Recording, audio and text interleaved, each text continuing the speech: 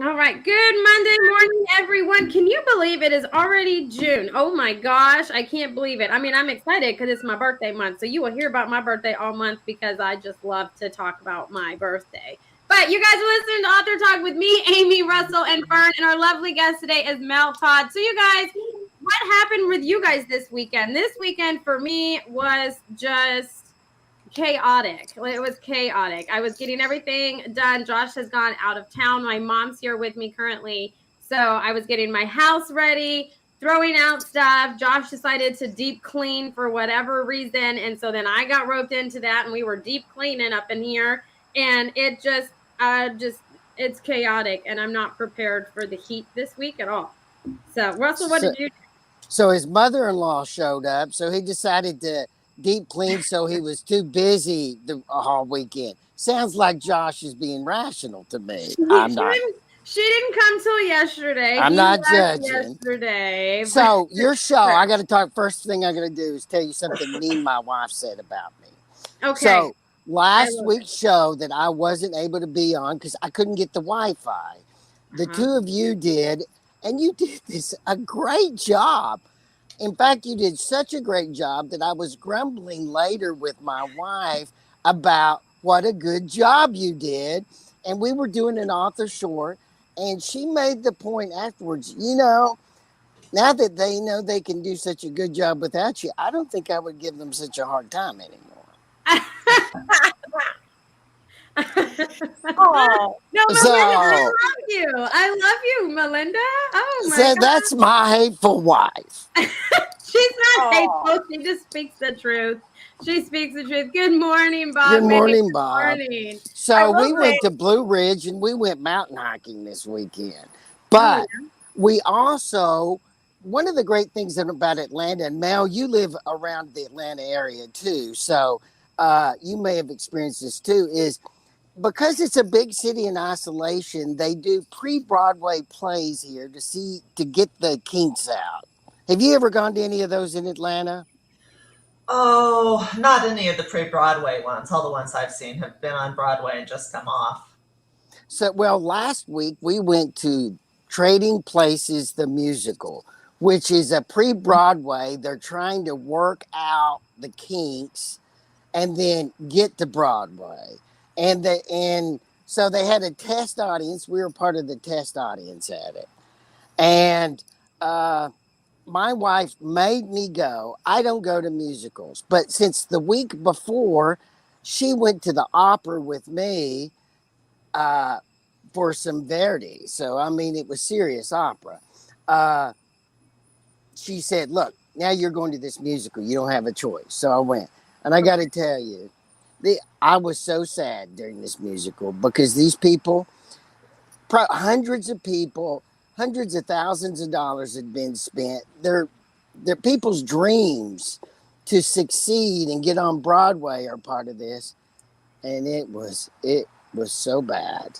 Oh, And oh, when it was over, everyone in the audience was going, "Oh my gosh, oh my No. gosh," and it made me so sad Yeah, that makes because my all heart those hurt. people's dreams. But you know what? It's but just they are like, working out the kinks, right? That's what they're yeah, this is doing. working out the kinks. And Okay. how many times, Mel, Fern, how many times have you guys read your first draft that you thought was spectacular and said, "Oh my God, it's so bad"? Well, they have a whole they have hundreds of people, and it's oh my god. No, that makes my heart hurt. Like I feel like I Yeah, like send them flowers or something. Oh my gosh. maybe they'll That is get the kind kinks out. Oh my gosh. of, I What? hope so. Okay. Well, how did your They just need hiking trip revision. go? Yeah. Oh, it was great. It's spectacular.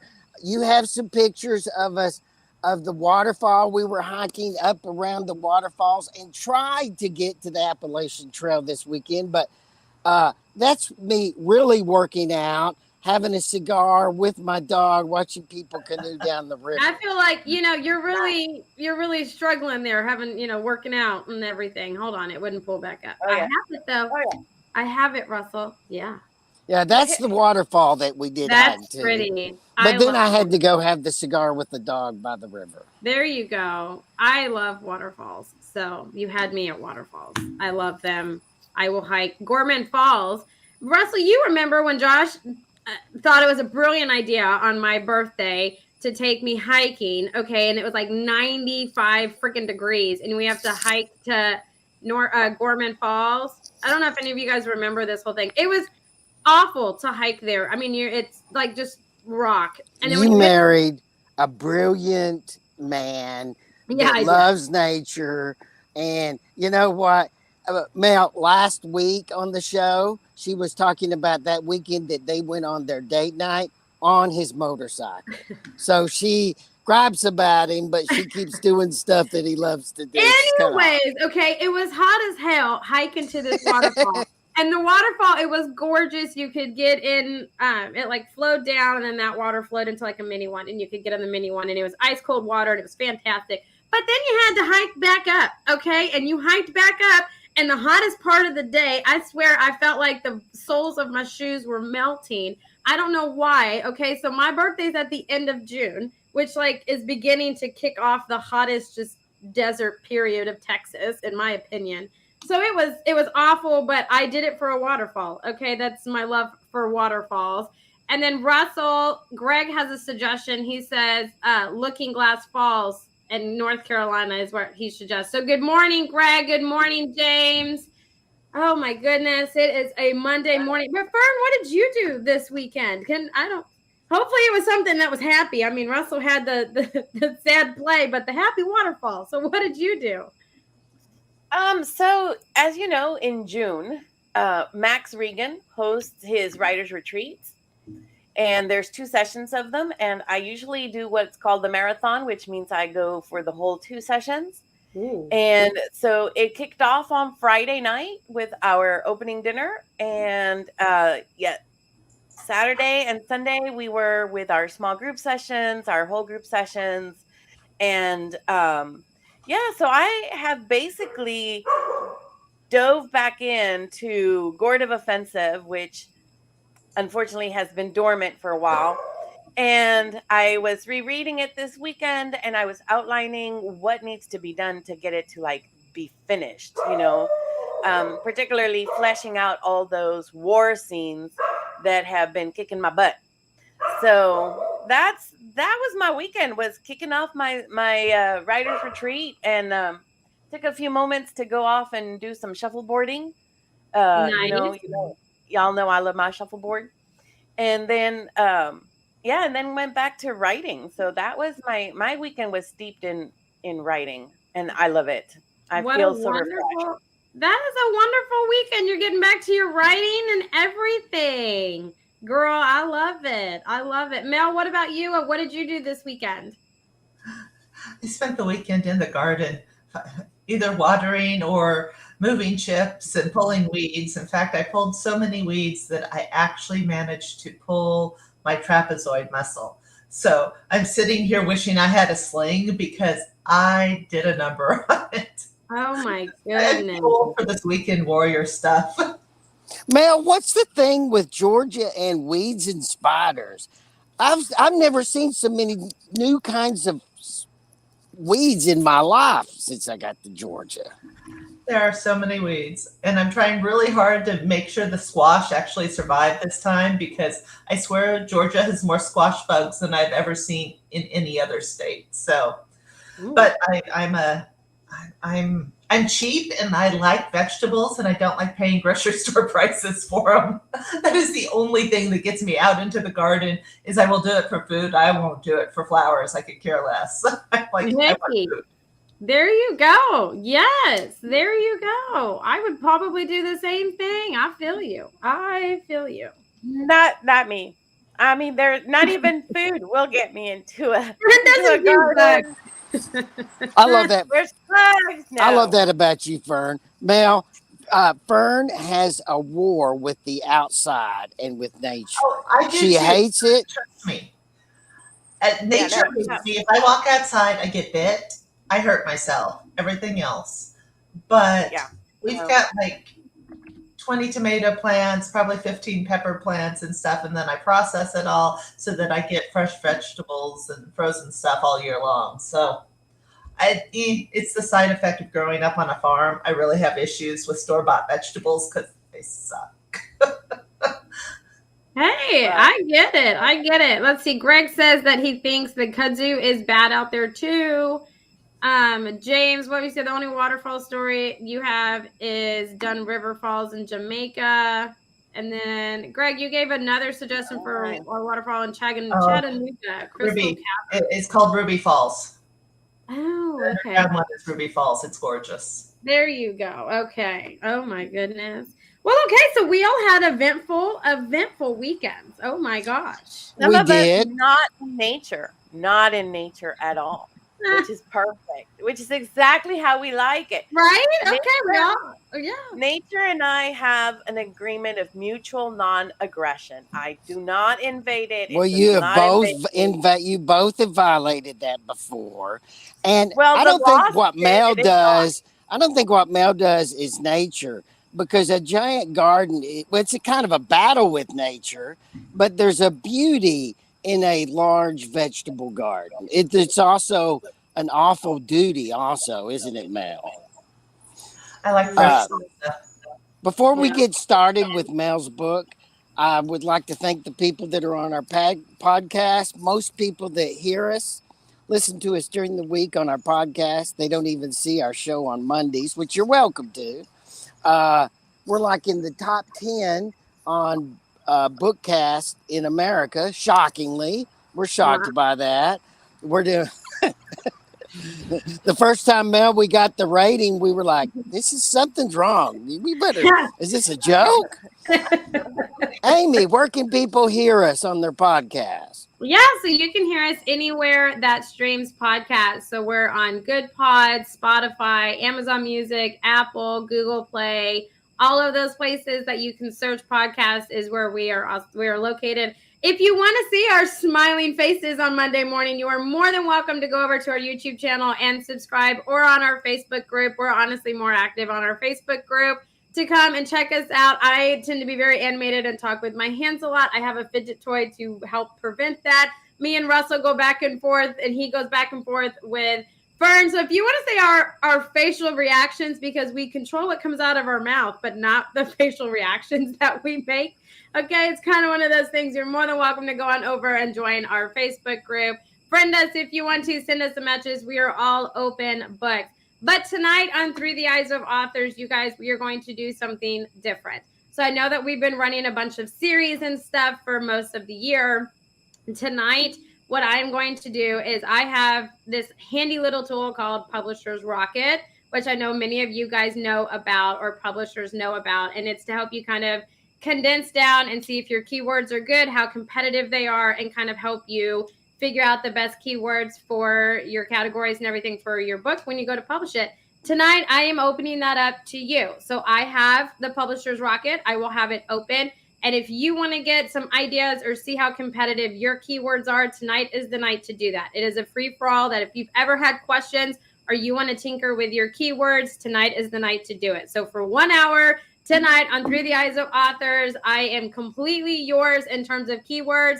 I will share my screen and give you the best suggestions, show you the competitive rate if you should do that, make sure that you have, some that are not competitive with very competitive, so you get a wide array.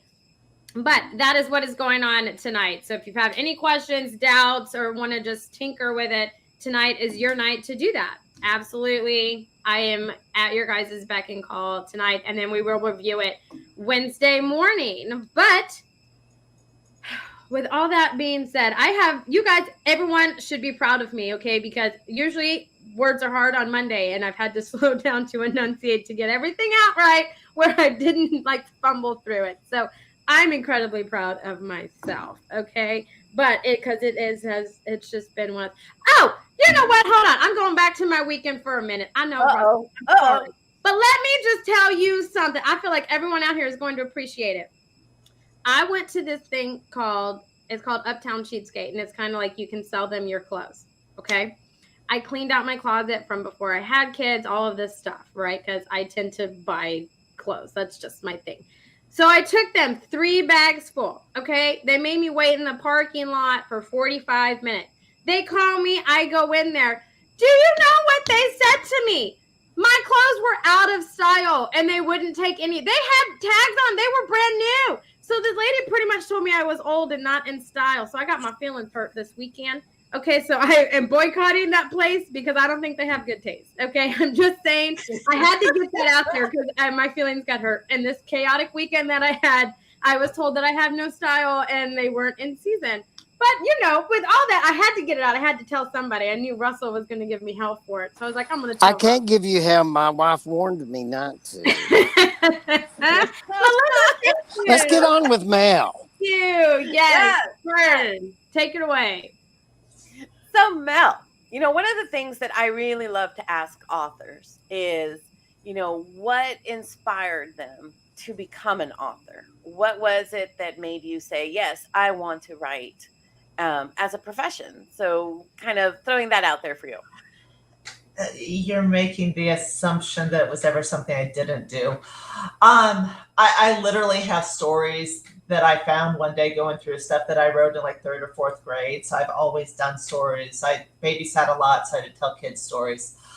I think to a huge extent, I'd always heard that you have to get an agent, you have to do all these submissions and stuff. And I knew that the stories I wanted to tell weren't not necessarily good enough, but I think even then I understood they weren't mainstream enough. And I do understand that most of the big publishers like Tor and Random House, if a story isn't very mainstream, it's not worth it to them because of their sunk costs to do this stuff.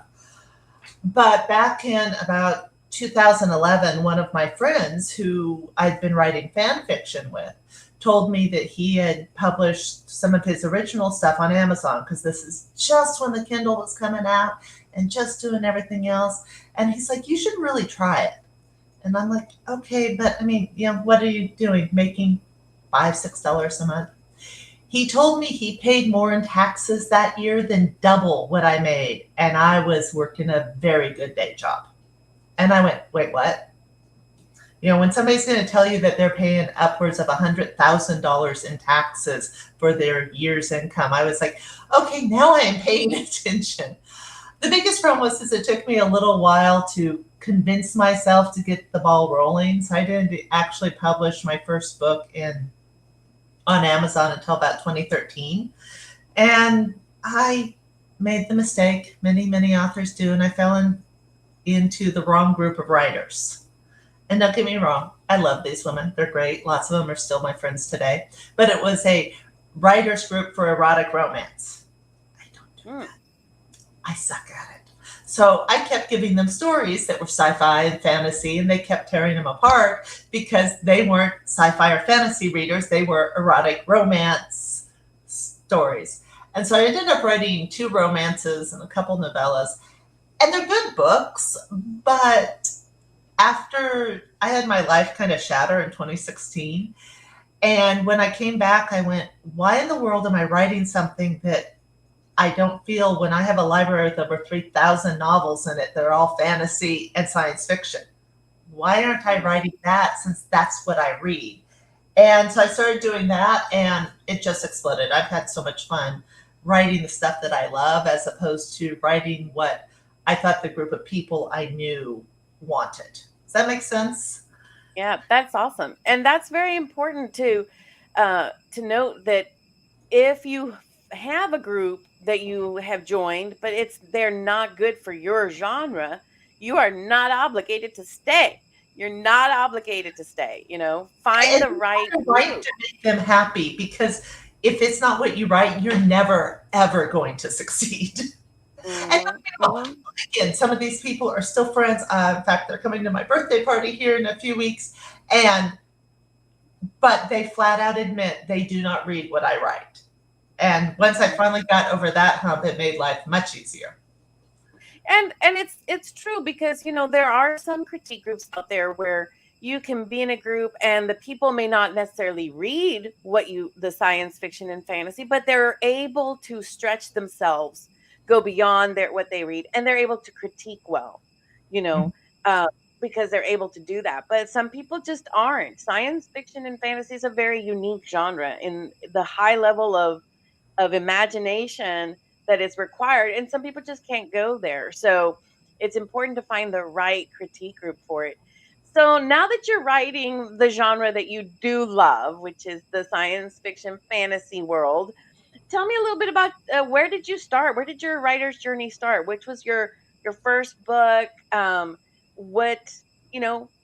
What kind? A little bit of your world. Introduce us to your world, my So friend. I've basically got 3 series going right now. The first series that I started with was called Caelid Chronicles. And note that I am a longtime gamer. I've been doing tabletop D&D stuff for decades. And I have always That's loved, Fern's new thing, Mel. oh, I love Mhm. the covers. I have always loved shifters, and I really did. I loved Werewolf the Apocalypse. I played them other games, but I was really, really tired of the fact that it was always, and especially in the last couple of years, hiding in the shadows, having to find their fated mate, trying to become alpha of the pack. And it just drove me up the wall. So I wanted to write a story where shifters were forefront. Everybody knew about them. But I also didn't want to use magic because I have issues with magic, regardless of my other series. I still have issues with magic. So I came up with a way to have basically 2% of the world's population turn into animals.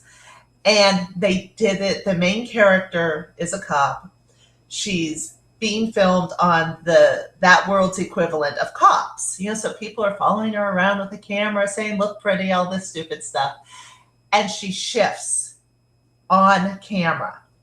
And they take that chip and upload it to YouTube, and she goes viral.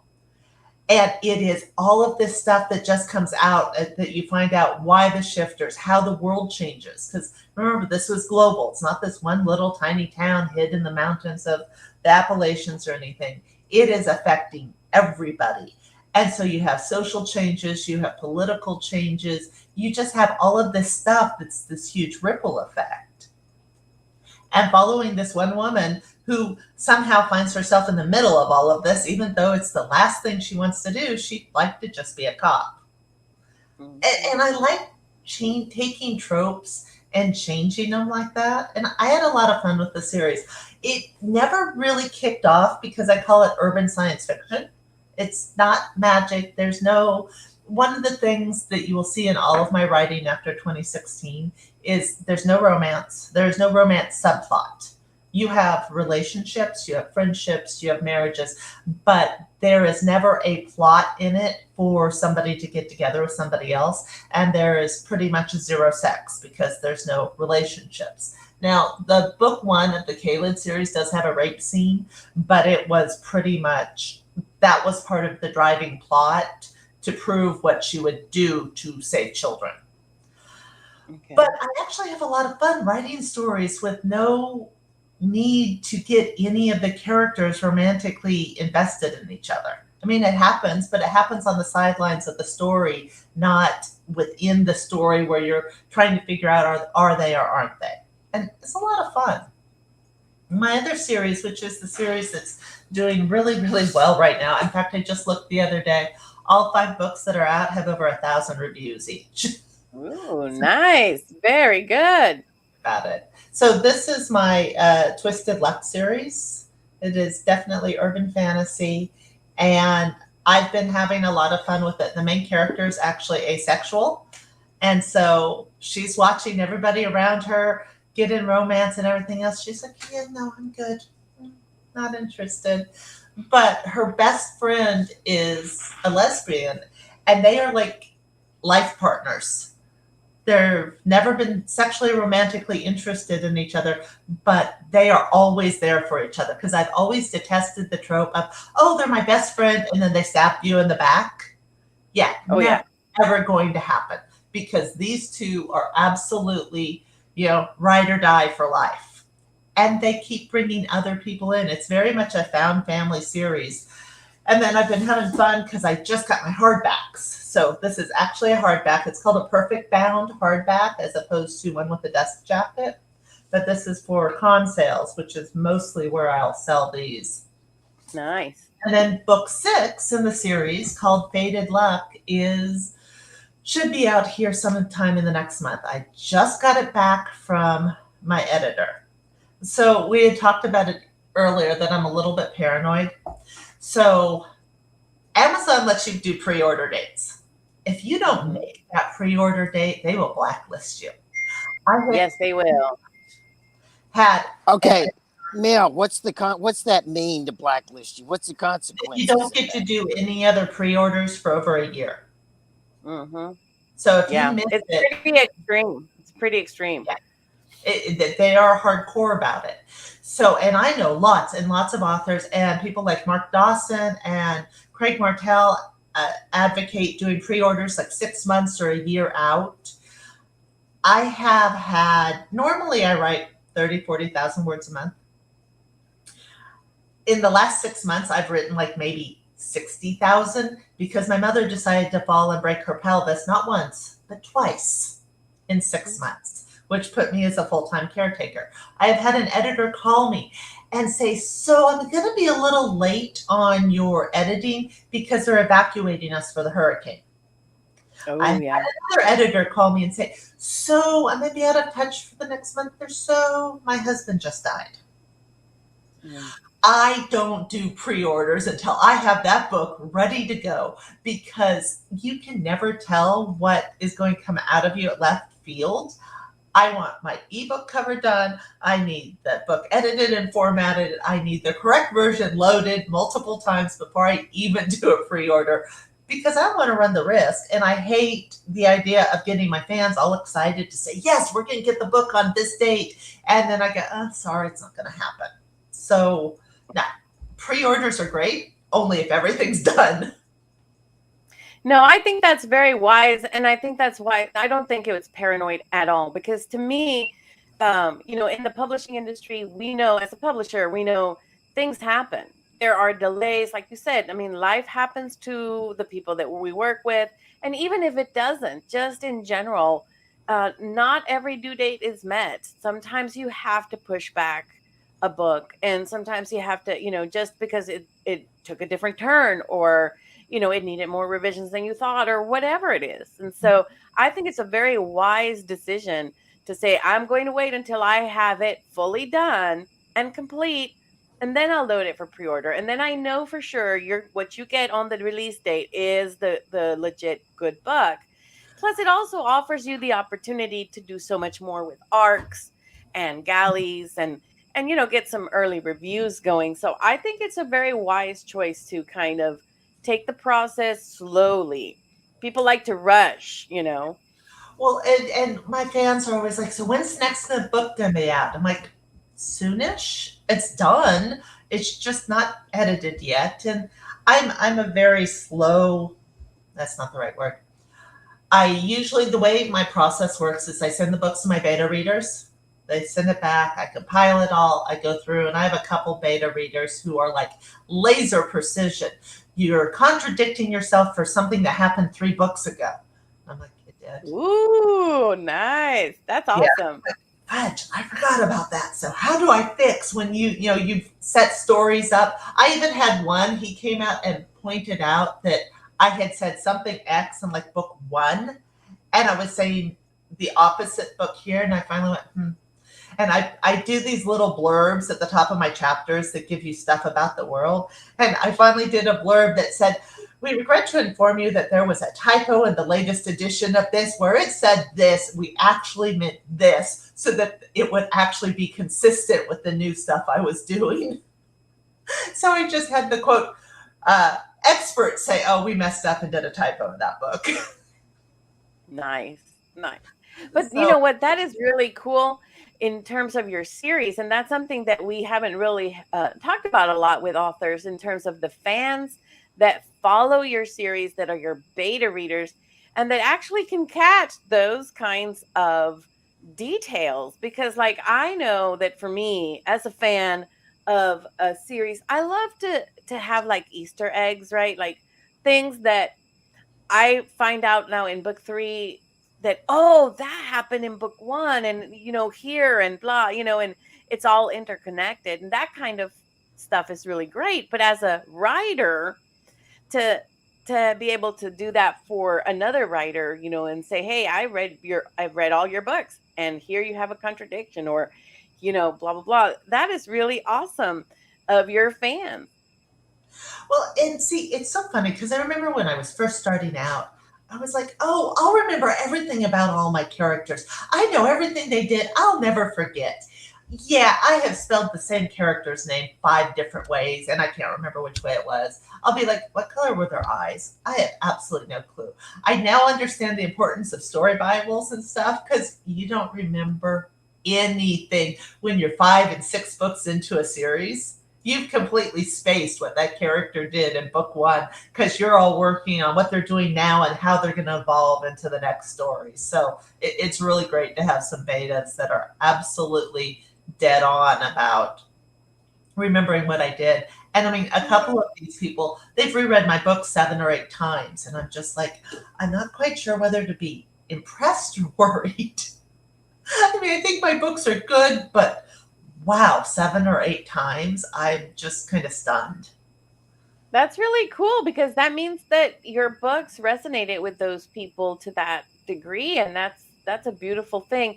I think all artists have this imposter syndrome in them, right? Like somehow we think our work is not good enough. Everybody else's work is awesome. Our work isn't. But we have you have art. You are sharing your art with the world, and there are people responding, reacting, and enjoying that. It resonates with them, and so you have your audience, and that's like an awesome thing to see.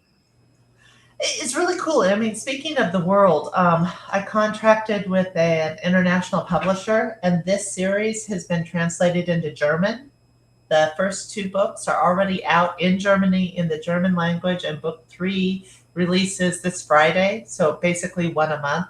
So as soon as I finish book 6, I'll get it to them, and then that one will be slated for stuff. So it's really cool knowing that people in other languages are reading my stories too. That is very awesome. Very, very awesome. So you've got your shifter series with, Mhm. and then you've got this fantasy series. Now you said you had 3 series. What's the So third one? I have a series called Blood War that is very, very slow because I'm co-authoring it with another writer. His name's Doug Burby, and he's a retired lieutenant colonel. But this is a different world, and it's much darker and grittier, partially because he did see active combat and stuff. Active combat. He was involved in active combat. He'd been in Bosnia and Serbia, so he has a much closer and realistic perspective of what war is like. The idea of this series is that there are multiple realms. There's the demon realm, the fae realm, the earth realm, and the angel realm. And the demon realm have invaded Earth to basically you rape the planet of resources. That's what they want. Problem is humans are the resources they're looking for. They do stuff with blood that gives them power. So that's why it's called Blood War, because they literally would send in demons to kill humans and then send in these big, huge machines to pull the blood out. It is a very different series. There's 3 or 4 characters. The characters are not always likable, but they're understandable. And Doug is writing very, very slow between a very demanding day job and 3 kids and an even bigger garden than mine. So I've been poking him a lot. During 2020, he thought he was going to have a lot of downtime to write because he was sent to basically what's considered a war college for civilians. Yeah, he wrote something like 20 papers in that year, and he was sending them to me to review. And I looked at him, I said, I swear to God, if you turn in a book with this passive voice, I'm going to strangle you. Because all have to be in this horrible passive voice formatted in APA. And I'm like, you better figure out how to drop this because you are writing in this passive voice for story. Yes, it's a very different kind of writing. And it's really admirable when you have authors that can toggle between like an academic or technical writing career to a creative writing career, because they are very different, and there are things that sort of spill over from one to the other that you have to monitor. And like you said, the passive voice, or more formal registers, and in creative writing, it's really more of an informal storytelling. So it's really something to police on yourself. Yes. Yes. My worst problem is I do lots of documentation and write requirements and test cases and stuff for my day job. So I don't use contractions at all, which means when I'm writing dialogue and narrative, everything is spelled out. And then I have to go through and go contraction, contraction, contraction, because most people use contractions all the time. But when you're writing work emails and stuff like that, you almost never use them. You just don't. Right. Of course, and this is one of those, how every writer has their own style. Sorry, my light keeps changing because apparently clouds keep going over the sun, so it's changing the light in my room. I hate can't. Can't just bugs me. And I do not like cannot as one word because I want to put emphasis. I cannot do that. And so everybody's trying to make it one word. And I'm like, I don't care. It's 2 words. It is perfectly grammatically correct. It's 2 words and it's going to stay 2 words. And that is so fun because there are some words that certain editors or certain critique partners are like, oh, I hate that word. Well, you might hate that word, but that doesn't mean we don't have to use that word. I mean, just because you don't like it, we're not going to expunge it from the dictionary. Therefore, it will be used. Yes. Russell, did you have a question? Yeah, the whole idiosyncratic idea of you don't like the word can't, but you still use it in dialogue, don't you, Mel? Yes, I use it in dialogue. Usually, if I'm using it in narrative, I want it spelled as 2 words. Especially since I happen to know that the entire reason that the space was taken out was because of classifieds back in the early 1900s. Because you paid per character, and you could get I like that little fact. by doing that. Well, that's why they dropped the U's in color and other things. We dropped the U because you had to pay per character, so you could get rid of one letter and still have the word be perfectly understandable. Well, what other little factoids do you have like that? I like those. Yeah, those are fun factoids. The easy way to remember when to use gray, Grey, versus Gray. You know what the difference is? No. Gray is American, Grey is English. Yeah, so that makes it easy because apparently I was always being English. Apparently I have a British spelling fetish or something because my editor's always like, why do you put an S on towards? It's supposed to be towards. I really found that out, that it is British if you do backwards, forwards, towards. It is American if you do backward, forward, and toward. So that S is basically a British or a UK addition to how you use the words. Yeah. So apparently. Mel, this is the audience that actually cares about that. Because the people that listen to us are people that are either writing, want to write, dream of writing, interested in people talking about writing, and this weird stuff that most people wouldn't be interested in. They actually care about stuff. Well, see, that's when if you really want to get into it, that's when you get people in there. We start talking about kerning and leading, and people are like, what is this? What is that? So I sometimes get the terms flipped. But kerning is how much space is between the letters on a page. And leading is how much space is between the sentences on a page. So when you're trying to get your book down, because the bigger your book is, the more it costs to print. But the narrower things are, the harder it is to read. So as a publisher, you play a lot with trying to figure out how close together can I get the letters and how close can I get the sentences, but still have it be easily readable, because you'd be amazed that a fraction of an inch can chop 10 or 20 pages off of a long manuscript. And it doesn't always matter if you're doing novellas, but most of my stuff is 100,000 plus words. But if it's uncomfortable to read, people aren't going to read it. Right. Yes, so, and that's the dilemma. Yeah. And I think that's a critical thing, because I've seen, and there are still some people out there that are they're self-publishing, but they're not doing due diligence, which is what you have done, right? You've learned these important things about how to self-publish and to do it really expertly. And sometimes I see these books and they have all this white space. They have, they're formatted really wonky, and you can say, okay, this was not professionally done. And so if you are going to put your book out and you are your publisher, you need to make sure that the quality is there, that it can sit on the shelf with a Simon and Schuster book, and it's going to look just as good, right? Nobody's going to know the difference. And that's the goal. That's the goal. One of the things that I found interesting, and yes, this is stuff I can babble about all the time, is if you go and look, it used to be a given that if it was a quote traditional book, the chapter page would always start on the right hand side of the page. So when you open the book, it's always sitting there. More and more you can go find traditional books where they're actually starting on either side. And so you can see with mine, I have it start sometimes on this side, sometimes on that side.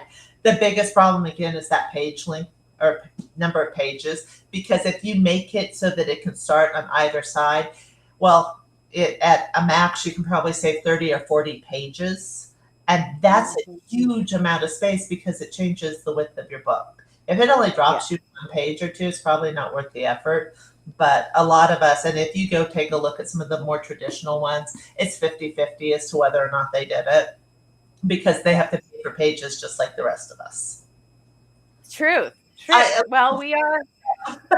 Man, I'm telling you, I learned so much. I'm telling you, I'm either learning about a new genre that I didn't think would appeal to me, and it winds up I have bought every book in that series, or, I have been using or misspelling great this whole time. So, and contractions. I learned so much stuff. That's why Monday mornings is the highlight, honestly, of my week. I get to come and hang out with Russell and Fern and meet a new amazing author. That's why we love doing this. And that's why we're still just shocked that you guys listen to us and like us. So thanks, you guys, for listening to us and putting us in the top 10, because we are so grateful and humbled by it. So thank you guys. Without you guys, we would still be doing this, but it would just be for our enjoyment. So we love you guys.